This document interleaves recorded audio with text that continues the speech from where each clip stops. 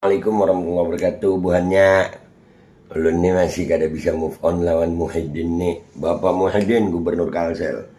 Akhirnya gue pengen tahu, ulun nih hendak tahu benar kayak apa sih Din nih. Ternyata memang dasar bujur nang membela tambang, nak jual bubuan tambang sekalinya lah. Dan ada fakta menarik tentang Muhyiddin nih, gubernur nang membinahakan hujan yang solusinya pakai party ya, acara. Ternyata nih guys, gue dapet data nih.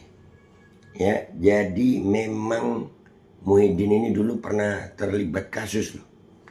Ini sekitar tanggal 1 September 2010, Muhyiddin diduga memberikan uang sebesar 3 miliar kepada Ardiansyah yang menjabat Bupati Tanah Laut dengan tujuan agar Ardiansyah memberikan dukungan administratif terkait batas wilayah dan izin tambang yang diperlukan untuk usaha pertambangan Muhyiddin melalui perusahaan PT Binuang Jaya Mulia.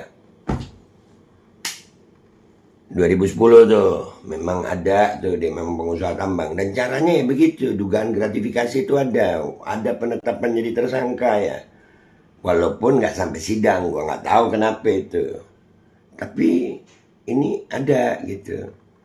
Dan ini 2026 Pak Ai. Pantaslah pian ini bapak ada kayak itu, banyak ya cara aja memindahkan hujan kayak avatar.